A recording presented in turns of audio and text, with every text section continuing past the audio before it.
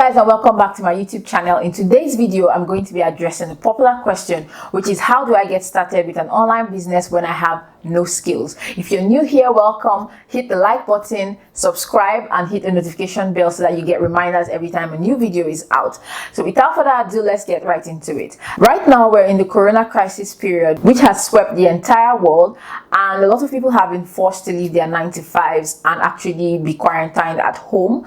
And this is the best time more than ever for you to get started with an online business if you have been thinking about it. So most people are wondering, how exactly do I get started with an online business when I have no skills? Now, that is the first thing that we need to address. You definitely have skills. If you have zero skills whatsoever, you would not even be existing right now on the planet.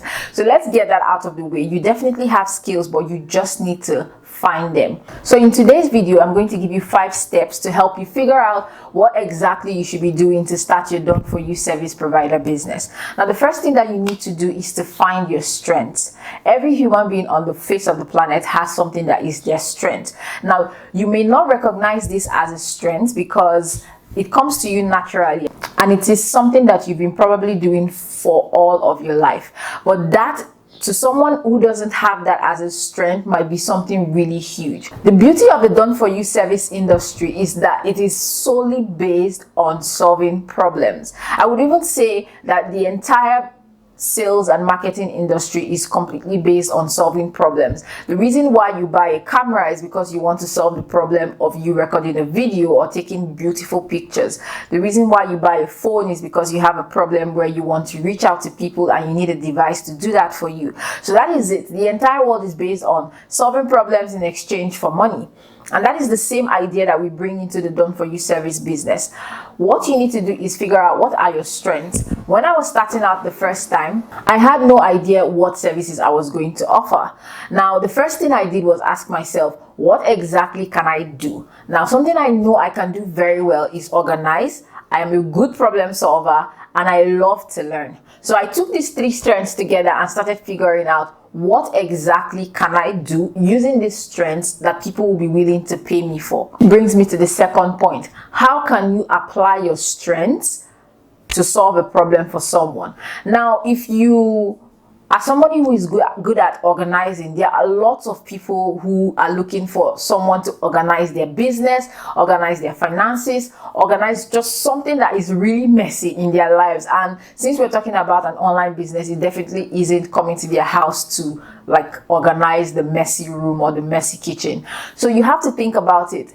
The skill of problem solving in itself is a huge skill. It is one of the things that are mostly in demand. Now, people are always looking for somebody to just do random tasks inside of their business. So if you are not confident of doing anything special, you can start from there. You can ask yourself, how many tasks can I learn about a business that I can start solving? So you can do a bit of research. You can find out what are online businesses looking for as per a task that they need done that nobody really wants to do. And there you go, you become an administrative virtual assistant. Now, an admin assistant is somebody who does random tasks that help with the day-to-day running of a business. This may include little things like sending out emails, responding to emails, somebody that would manage a group, somebody that would manage their travel calendar, they will manage all their bookings and make sure that every random task that comes up in the day-to-day will be taken care of. Now, most entrepreneurs, especially those that are in the 6-figure and 7-figure range, do not want to be handling this minute task because it's a waste of their time, when they can be focusing on the things that only they can do inside of their business. So you can be an admin assistant for an online business owner and you help them do this random task in the day-to-day. If you're somebody who has an eye for design, you can become a graphic designer. If you're somebody who is fast at learning tech or software or playing around with new platforms, you could become a tech virtual assistant. That is something that I switched from when I was an admin assistant and moved into tech, and my business exploded.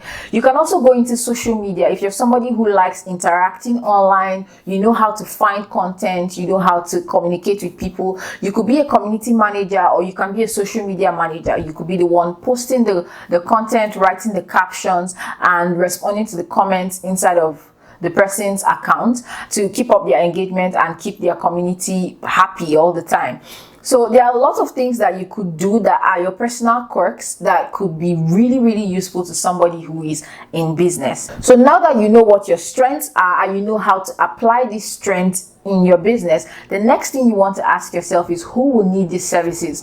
Now, a lot of the services you might come up with in the beginning will be services that basically everybody would need, but the fact remains that you cannot serve everybody. So you have to choose who are the kind of people you want to work with. Are you the kind of person that wants to work with female entrepreneurs? Are you more drawn to people in the service-based industry just like you, so people who are coaches or people who are course creators, for instance, and sell digital products? Are you more drawn to people in the e-commerce industry? Maybe you're really good with product-based businesses and you would love to help them with their Amazon listings or sourcing for products in their dropshipping business, for instance. Or maybe you would love to work with photographers. Maybe you're good at video editing and photo editing. Now, something that I would like to throw in here is, I know that I've been calling a lot of services, and because of their fancy names, you might feel like, I don't know this, I don't know this one. Wait, I'm not a video editor, I don't know this. But that is the beauty of everything. Just like you're watching this video right now on YouTube, you can actually go on YouTube and look for the videos that will teach you the skills that you want to learn. One of the perks of running a service-based business is that you don't need to be an absolute expert. I say expert in quotes because your definition of an expert might be different from what it actually is. All you need to know is just a little more than the person who is hiring you, right? So you want to solve their problem. They don't know how to solve their problem. You know one step. You just need to be one step ahead, and that is it. You become a lifesaver to your clients. So ask yourself, who are the people that will need these services? List as many of them as you can, and then decide who you feel like you would work better with. This is important because you want to work with people that make you happy, people that you love hanging around. If you feel like a particular industry is full of people that you don't necessarily vibe with, or you're not necessarily happy working with, then you should look for another industry that will really suit your personality and your working style. The fourth question you need to ask yourself is, where can I find these people? If you're looking for people who fit a certain demographic or behave a certain way or have certain likes and dislikes, you need to think about where will these people hang out. So if you're looking to work with people who have pet-owned businesses, you might be better off looking for those people inside of dog groups or maybe cat groups, because everybody that is there is either a pet owner or somebody who loves pets. So you have to figure out where exactly these people are hanging out, and you want to go and hang out with them, because that way they can now know that you offer this service and it is something that they can hire you for. So a few examples to find clients irrespective of what service you offer would be Facebook groups, freelancer marketplaces like Upwork and Freelancer, and social media platforms like Instagram, LinkedIn, and the like. So what you would need to do is, now that you know that this is where people are hanging out, you just need to go and put yourself in front of them. You want to go to Facebook groups and say hi. You want to see what you do. You want to go on LinkedIn, optimize your profile, and make sure and start reaching out to people on LinkedIn and growing your connections so that you can actually reach more people. On Instagram, you can start an account based on the expertise or the area that you'll be offering services in and try to grow your following. You can interact with other accounts that are in your niche, and also interact in the comment section of people who either serve the people you want to work with or are people that you want to work with. That way you can start getting more eyeballs on your business, and then you can start reaching people who would love to work with you. And finally, the last thing that you need to do is to actually create an offer. Now, you know what you want to do, you know what your strengths are, you know who needs what you have to offer, and you know exactly where they hang out. So the final thing to do will be to create something that they can actually buy from you.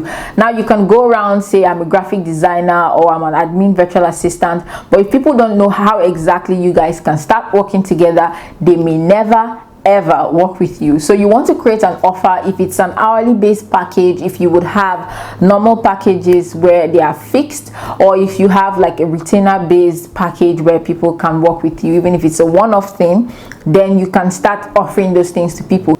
So when people ask exactly what you do, you can tell them, and then you can let them know how they can work with you.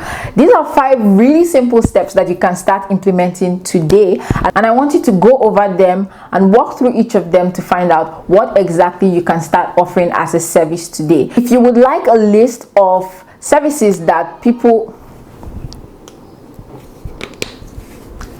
if you would like my list, so to help you speed up this process, I have compiled a list of services that you can offer when you're starting out in your business. And if you would like to grab that list, check the link in the description. I will leave a link there that you can click on, and you can download a list of services that you can offer when you're starting out in your service-based business. Let me know in the comment section which of them seems most appealing to you. Don't forget to like, subscribe, and hit the notification bell. You can also share this video with a friend who wants to start a business online, and I will see you in the next video. Thank you for watching. Bye.